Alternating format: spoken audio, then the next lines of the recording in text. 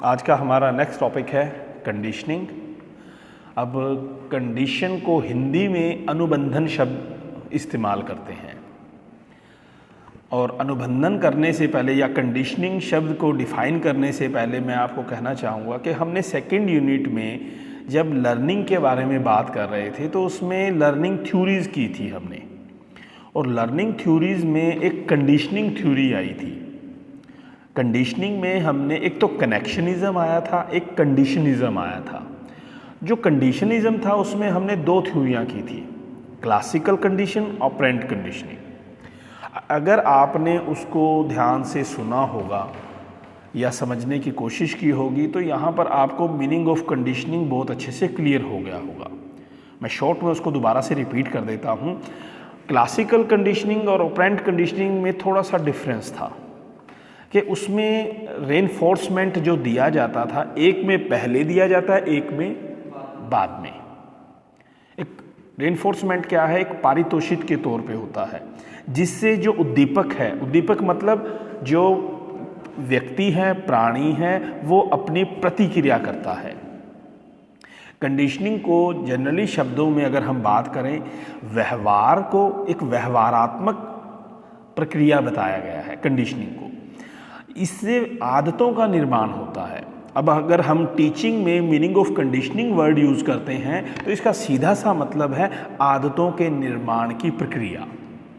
अब आदतें हम जानते हैं एक दिन में तो डलती नहीं है, तो आदत के लिए क्या है कि एक उसी प्रक्रिया को हमें रिपीट करना पड़ता है, और जब हम उसको कुछ दिन लगातार रिपीट करते हैं तो वो हमारी आदत बन जाती है। अब जिस चीज़ को उससे जोड़कर हमने रिपीट करना शुरू किया, अगर हम उस पॉइंट को हटा भी देते हैं, सामने वाला तब भी वही सेम प्रतिक्रिया करता है।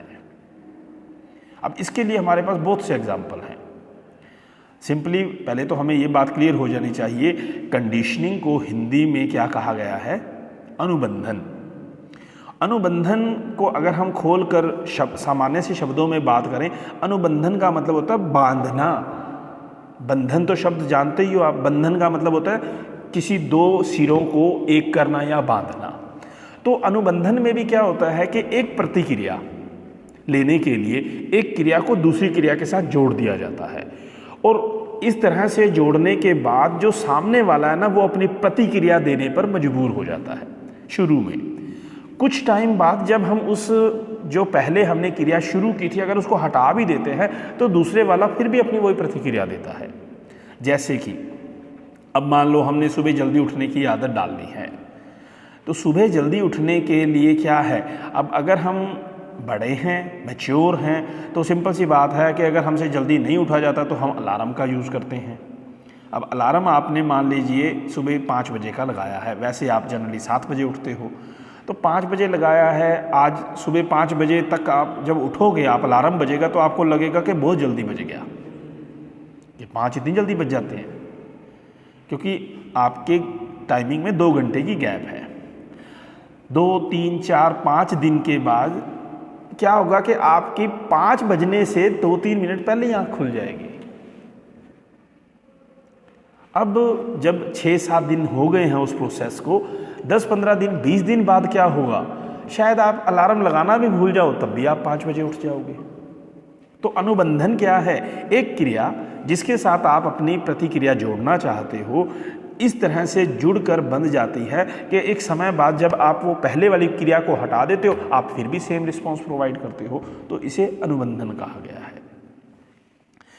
अब छोटे बच्चों को कई आदतें होती हैं, कईयों को नाखून खाने की आदत होती है, कईयों को मतलब साफ़ सुथरा नहीं लिखते, मतलब जल्दी जल्दी हैंड राइटिंग उनकी ऐसी बन जाती है, या फिर अच्छे बच्चों के साथ रहकर वो भी कुछ अच्छी आदतें सीख जाएं।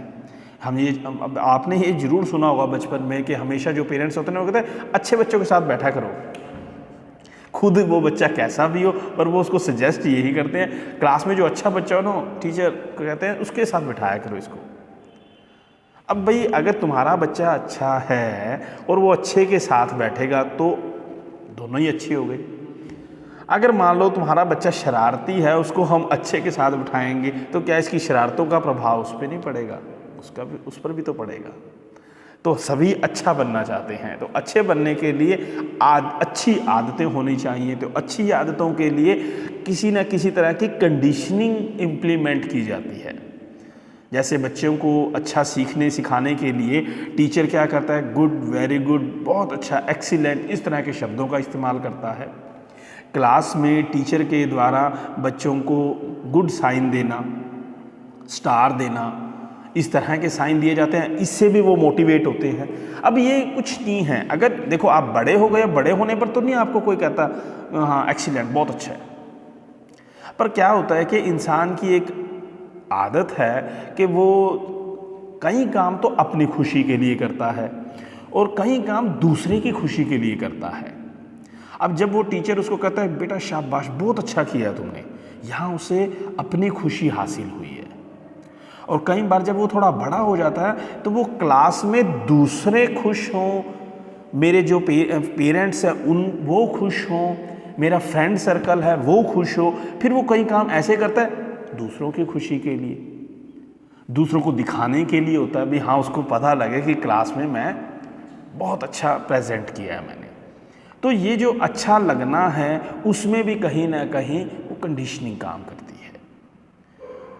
तो एक टीचर क्लास में जब पढ़ाते हुए कई ऐसी सिचुएशन आती हैं जब टीचर को कंडीशनिंग, अब वहाँ पे वो कंडीशन बोल के नहीं लगाता, तो ये शब्दों से एक सीखने की समझ होती है कि हाँ अब टीचर ने अगर कहा कि बच्चों आज जिसके मार्क्स कम आएंगे उसको पनिश किया जाएगा, या कल से टेस्ट शुरू होने वाले हैं, जिसके मार्क्स कम आएंगे वो अपना ध्यान रख लेना, या तो उनके मार्क्स काटे जाएंगे या उसको प्रिंसिपल के आगे प्रेजेंट किया जाएगा या उसको क्लास के आगे कुछ कहा जाएगा। तो मतलब चाहे वो डर है, चाहे किसी तरह का भय है, किसी भी तरह के जो हमारे व्यवहार को प्रभावित करता है, कंडीशनिंग हमारे व्यवहार जनित है, हमारे व्यवहार को प्रभावित करती है, हमारे व्यवहार का निर्धारण करती है। तो कंडीशनिंग का मैं और अच्छे से यहाँ तक आई थिंक आपको क्लियर हो गया होगा कि कंडीशन क्या है। कंडीशन एक तरह की एक शर्त है, या सामान्य से शब्दों में कहें कि एक क्रिया को दूसरी क्रिया के साथ जोड़ना है। अब मैं बात कर रहा था कि जो क्लासिकल कंडीशन ऑपरेंट कंडीशनिंग है उसमें क्या था कि जो एक जीव है पहले प्रतिक्रिया करता है, प्रतिक्रिया करने पर जैसे हमने उसमें चूहे का किया था, लीवर दबाना और उसको एक दाना प्राप्त होना। अब पहले वो क्रिया करता है, उसके बाद उसको पुनर्बलन मिलता है कि वो उस क्रिया को दोबारा रिपीट करे। ठीक उसी तरह से जो पहले वाली थी उसमें वो पहले उसको कुछ दिया जाता है फिर वो क्रिया करता है। कुत्ते के द्वारा लार देना, पहले उसको भोजन दिया जाता था फिर वो प्रतिक्रिया करता था। ठीक है, भोजन देना, लार आना, तो मतलब दोनों क्रियाएं किसी में पहले दी जाती है किसी में बाद में। मतलब कहने का क्या है कि व्यवहार को एक निर्धारित दिशा देना है। तो एक टीचर के द्वारा क्लास में बच्चों को व्यवहार को सही दिशा देने के लिए अनुबंधन का प्रयोग करना पड़ता है। अब मैं इसमें अनुबंधन के बारे में क्या लिखा है उसी को मैं दोबारा से डिफाइन करता हूँ ताकि आपको और अच्छे से क्लियर हो जाए। अनुबंधन व्यवहारात्मक प्रक्रिया है, ये हमारे व्यवहार से जुड़ी हुई है। नेक्स्ट वो कहते हैं जहाँ एक दी हुई परिस्थिति में अनुक्रिया देने की संभावना बढ़ जाती है। एक दी हुई परिस्थिति में अनुक्रिया देने की संभावना बढ़ जाती है। परिस्थिति और अनुक्रिया, सिचुएशन और रिस्पॉन्स, दो चीज़ें हैं।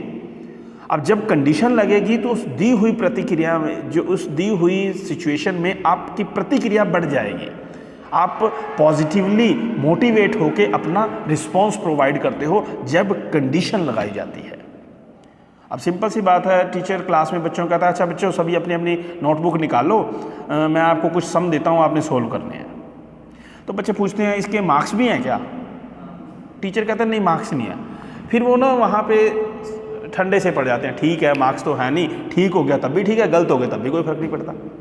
अगर टीचर कहता है भी 5 मार्क्स के हर एक question, each question of 5 marks, 5 question है, 25 मार्क्स का आपका क्वेश्चन पेपर है, तो वहाँ पर ये होता है कि अगर 25 में से 10 आगे फेल जैसे हैं, 25 में से 25 आगे हम पास और बहुत अच्छा हमारा स्कोर है, तो वहाँ पे अगर वो टीचर ये बात कहता है कि मार्क्स नहीं हैं और दूसरा कहता है हाँ इनके मार्क्स हैं, तो इन दोनों से ही उनकी जो प्रतिक्रिया है वो काफ़ी इफेक्टेबल रिस्पॉन्स प्रोवाइड करती है। तो अनुबंधन क्या है?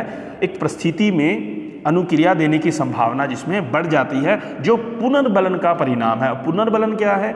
जो आपने मार्क्स की बात की है। अगर बच्चों के मार्क्स अच्छे आते हैं तो वो उनको कल के टेस्ट के लिए पॉजिटिवली रेनफोर्स करते हैं कि आज हमारे अच्छे आए हैं, हम और अच्छा पढ़ के जाएं। टीचर ने आज ये कहा था कि हाँ अब ये पढ़ने लग गया, बहुत अच्छा रिस्पॉन्स करता है। तो टीचर के द्वारा कही गई 5-4 बातें बच्चों को सीखने के लिए बहुत मोटिवेट करती हैं। ऐसा नहीं होता कि टीचर के द्वारा क्लास में बोले गए शब्द निरर्थक हैं। वो अगर किसी को डांट रहा है, उसके पीछे भी उसका एक मकसद है कि ये सीखना शुरू कर दे। एक बच्चा सीखना शुरू कर रहा है, उसको वो मोटिवेट, कोई अच्छे शब्द यूज़ कर रहा है, वो उसके सीखने के लिए बहुत अच्छा है। एक बच्चा पहले से ही बहुत अच्छा है, उसको जब वो मोटिवेट करेगा वो थोड़ा कम करेगा, क्योंकि कई बार वो बच्चा ओवर हो जाता है। तो एक टीचर को क्लास में इस बात को ध्यान रखना होता है कि सामने वाले बच्चे की नेचर क्या है, उसको किस वे से मोटिवेट किया जाए, उसको कितना रेनफोर्स किया जाए कि उसकी जो एक मोटिवेशन पॉइंट है वो सही दिशा में, सही स्तर पर बना रहे। अगर हद से ज़्यादा, आप देखा होगा आपने, अगर टीचर हद से ज़्यादा किसी बच्चे की प्रेज़ करता है तो अगले दिन वो काम भी नहीं करके आते। उसको ये होता है भाई आज तो मैं क्लास का राजा बन गया था, कल को क्या ज़रूरत है करने की। तो ओवर, जैसे अगर ज़्यादा मीठा खाओगे तो क्या होगा? खराब भी हो जाएगा। बच्चे को कहते हैं ना ज़्यादा चॉकलेट मत खाया करो, दांत खराब हो जाएंगे। तो वो ज़्यादा क्या है, किसी चीज़ की ओवरडोज रिएक्शन का कारण बनती है। तो ठीक उसी तरह से कंडीशन भी टीचर के द्वारा क्लास में एक ऐसा एस्पेक्ट है जिसके थ्रू वो क्लास में बच्चों के पढ़ने के लेवल को, पढ़ने की प्रतिक्रियाओं को इंक्रीज करता है। यहाँ तक क्लियर है सभी को? वेबस्टर ने एक डेफिनेशन दी है, उसको हम बात कर लेते हैं। वेबस्टर ने कहा अनुबंधन व्यक्तियों या जानवरों को किसी कार्य करने का प्रशिक्षण देने की बात है। व्यक्तियों व जानवरों को प्रशिक्षण, मैंने शुरू में बात कही कि जो कंडीशनिंग है वो ट्रेनिंग बेस्ड भी है, क्योंकि हमने व्यवहारात्मक क्रिया कहा है। तो व्यवहार क्या है? जिसको हम प्रदर्शित करते हैं, और इसको प्रशिक्षण की क्रिया भी कहा गया है। जब हम कोई काम करना शुरू करते हैं, किसी क्रिया को सीखता है, मान लो आपने कंप्यूटर चलाना सीखना है। अब कंप्यूटर चलाना सीखना है, चलाना सीखना क्यों है, पहले ये बात आपको क्लियर होनी चाहिए। अगर कोई आपको ये कहता है कि अगर तुम टैली सीख जाते हो कंप्यूटर पर तो आपको 8 या 10 हज़ार रुपये 2 घंटे काम करने के मिल सकते हैं, तो वहाँ पर तुम्हारा उसको सीखने के लिए जो पॉइंट है वो इंक्रीज़ हो जाएगा, क्योंकि आपको जो रेनफोर्स है ना, 8 से 10 हज़ार के 2 शब्द हैं, वो आपको सीखने के लिए मोटिवेट करेंगे। अगर कहते हैं सीख लो कंप्यूटर, कभी कभी काम आ ही जाता है लाइफ में, तो आप कहोगे ठीक है सीख लेंगे। तो अगर आप सीख भी रहे हो ना, फिर भी इतने मोटिवेशन से नहीं सीखोगे, आपने सिर्फ एक जस्ट फॉर्मेलिटी कंप्लीट करनी है। तो एक क्रिया को करते हुए जब किसी तरह की कोई कंडीशन इंप्लीमेंट की जाती है तो आपका उसको सीखने के प्रति व्यवहार काफ़ी पॉजिटिवली मोटिवेट हो जाता है। तो इनमें अनुबंधन व्यक्तियों व जानवरों को किसी कार्य करने का प्रशिक्षण देना। अब बात यहाँ आती है, अब यहाँ पे वो 8-10 हज़ार व्यक्ति के प्रशिक्षण में पॉजिटिवली मोटिवेट करता है। अब जानवरों को प्रशिक्षण देने की बात ही कर रहे हैं कि अगर मान लो सर्कस में आपने कई तरह के जानवर देखे होंगे, वो कई तरह के अलग अलग एक्ट करते हैं। वो कैसे करते हैं? वो भी इसी बेस पे करते हैं कि जब उनको कुछ एक्ट सिखाया जाता है तो वो एक्ट को पहले पार्ट में डिवाइड करते हैं। एक छोटा सा पार्ट करने पर उसको कुछ खाने के लिए दिया जाता है, फिर छोटा सा पार्ट करेगा, फिर उसको कुछ खाने के लिए दिया जाएगा। तो ये जो खाने का उसको मिलना है, पहले उसको एक भूखा रखा जाएगा। अब भूख उसकी प्रतिक्रिया से जुड़ जाएगी। अब क्योंकि उसको भूख लगी है, उसको जो कहेंगे वो करेगा। अगर वो करने के बाद उसको खाने के लिए कुछ मिलता है तो उसको पता है कि अगर मैं उसके कहने के अनुसार करूँगा तो मुझे कुछ खाने के लिए मिलेगा।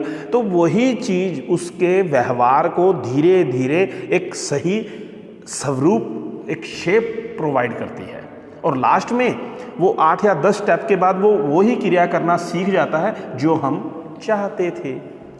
अब इसमें जब वो मान लीजिए उसने 8 स्टेप यूज़ किए, अब वो 8 स्टेप में ना, अब जब वो कंप्लीट हो जाएगा तो उसको हर स्टेप पे कुछ खाने के लिए नहीं देगा, फिर वो उसको 2 की बजाय 4 पे ट्रांसफ़र कर देगा।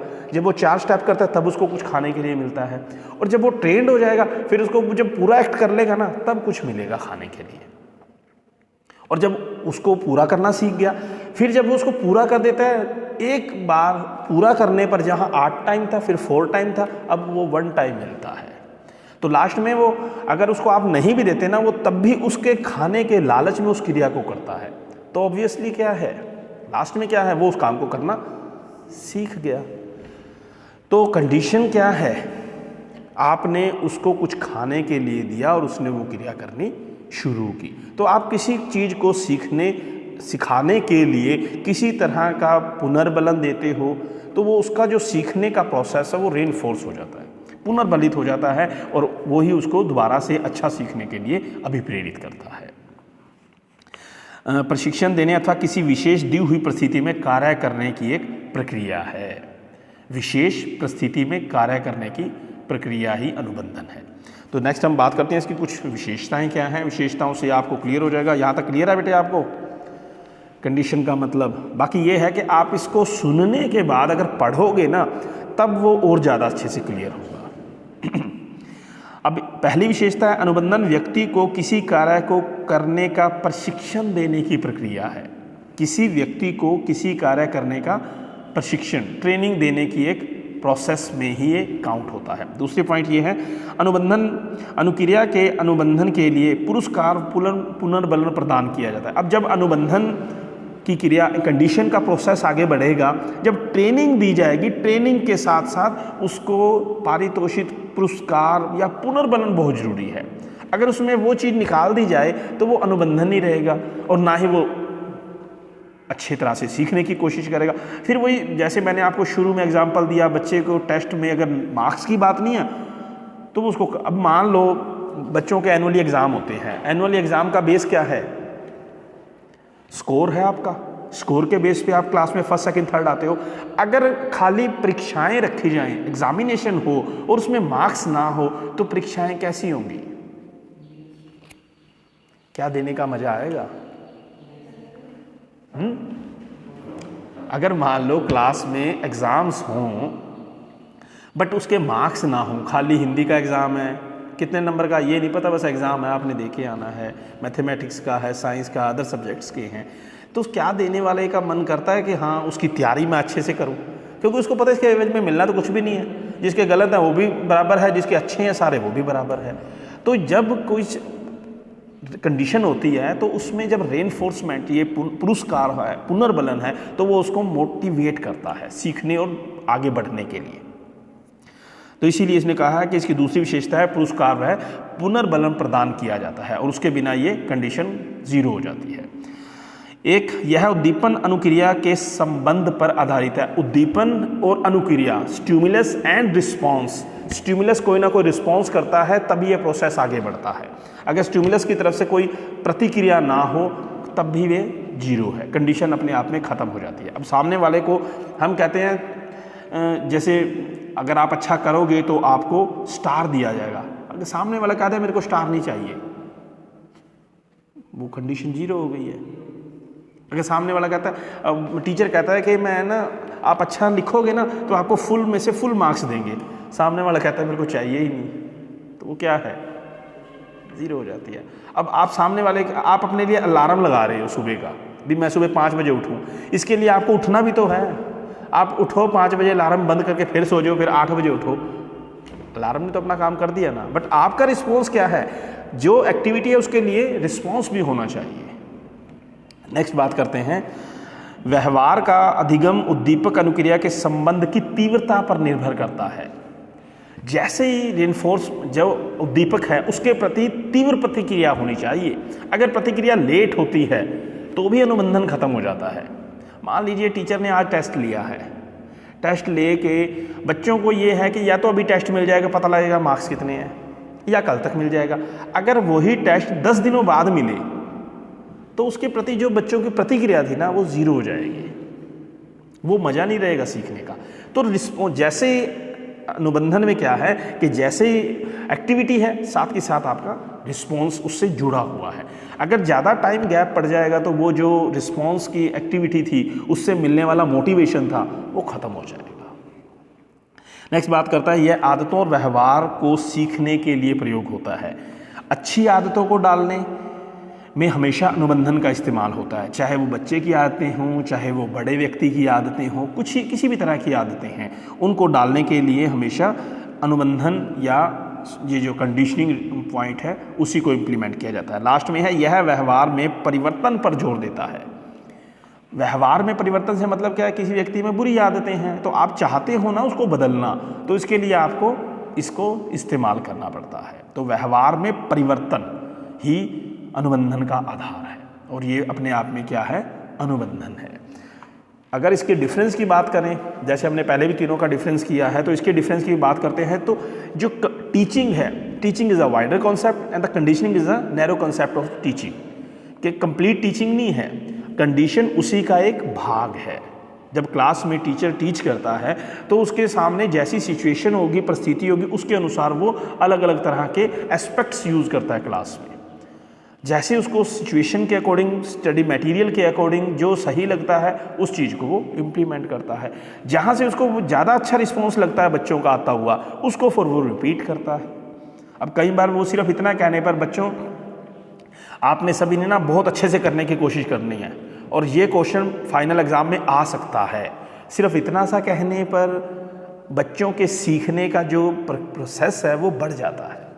और ये कहने पर सिर्फ कि ये ना पिछले कई सालों से क्वेश्चन आया नहीं है, चलो फिर भी कर लेते हैं, सिर्फ 2 शब्द कहने, पहले कहने और आ सकता है और नहीं आ सकता कहने पर ही बच्चों के सीखने की जो प्रोसेसिंग है वो काफ़ी डिक्रीज़ भी हो सकती है, इंक्रीज़ भी हो सकती है।